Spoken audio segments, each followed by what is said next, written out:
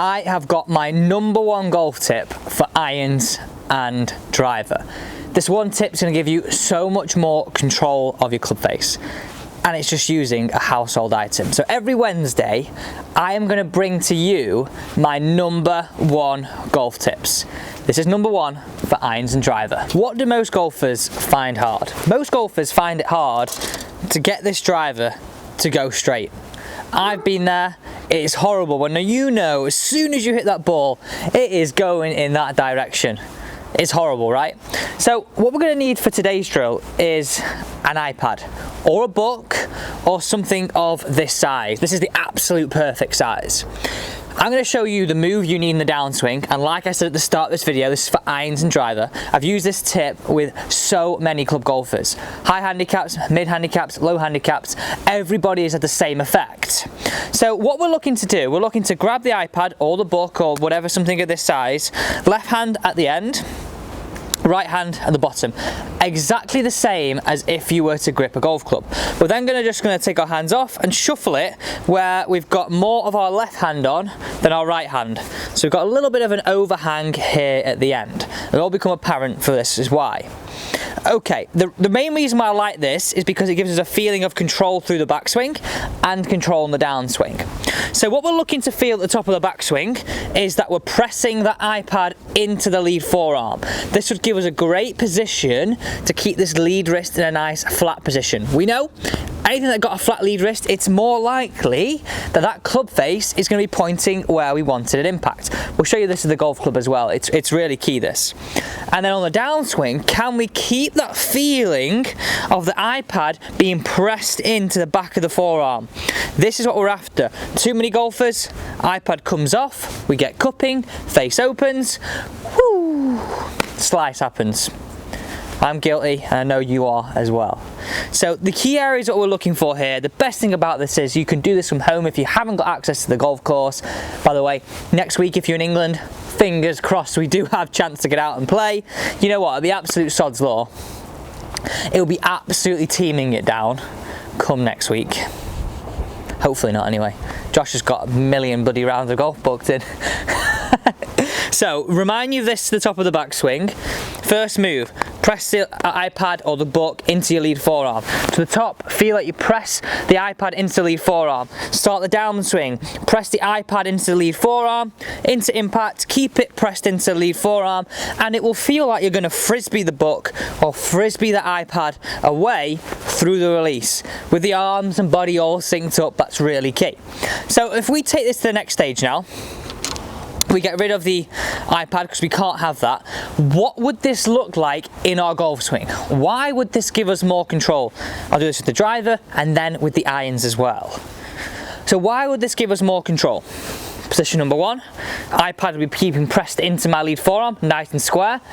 iPad not pressed in, look how the face would open. Position 2, nice flat lead wrist, look how the club face is nice and square and strong.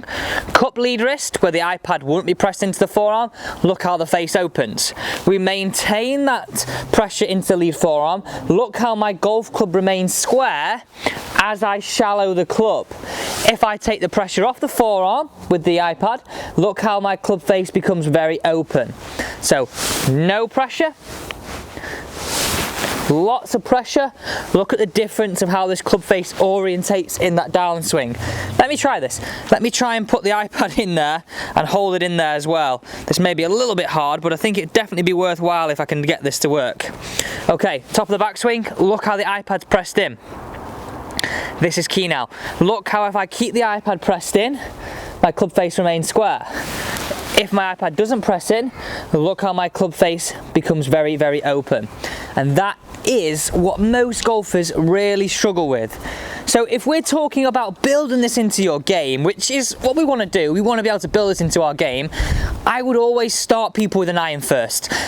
Most people love a 7-iron. If you're different, please do comment down below. I know a lot of people do start with a 7-iron because it's a great place to feel comfortable with in your game already. So anytime we're trying to use a #1 drill, start with a 7-iron. I really would recommend that. Build up to driver. Don't go straight in at the deep end. Now, before we get into how I would build this into your game, and this drill is really key in order to take it from a feeling at home with your iPad or your book into something that you actually use on the range, and most importantly, use out on the golf course. If you are enjoying this content, guys, well, thank you for joining me today.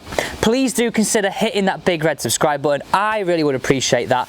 And comment down below, what is your most troubled area of the game? We all have different areas we find easy, we find hard.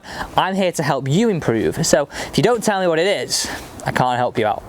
So how do we build this into our game? What is the drill that we need to take that feeling of the iPad pressing into our lead forearm throughout to actually into a golf shot? Now, a great way to feel this is using a T-peg.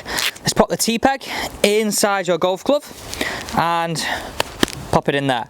So this is going to be the opposite effect. So imagine this would be in this position with no pressure on the T-peg, where this position, nice and flat, or the feeling of your T-peg to the sky would really press the iPad in, and I'll show you that here with the iPad. So look, the nice and flat lead wrist, or T-peg feeling like it's to the sky, it'll become apparent why in a second. Look how it presses the iPad in. Anytime this is cupped, the iPad doesn't press into your lead forearm. So into a shot now, this is why I really like this, because it gives you two reasons of feedback. Feelings of the logo or your T's to the sky. Feels as though your T points down to the ground. I mean, it's never going to, but it doesn't really point it up to the sky. So T-peg to the sky, T-peg to the ground, turn and pose it on the way through. Let's hit this one away. God, this is the first shot of it today.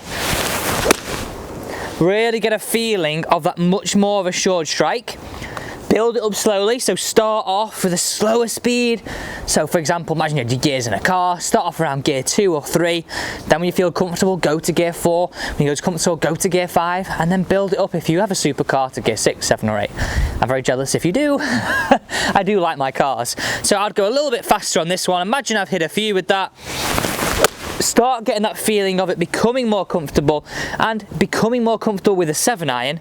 Don't forget, you may have to go back to those slower speeds with a driver just to make sure you're building it in correctly, because we know that big dog, it's hard to control. So we're going to imagine we're getting more comfortable with this. We can really build in that speed, really build that into your golf game, and it's going to change the way you strike it by just understanding what we're trying to feel. So throughout that whole swing, can we keep that feeling, especially in the downswing, the iPad pressing into the lead forearm, that allows us to shower the club, allows us to keep the face strong. Bingo moment for your golf game.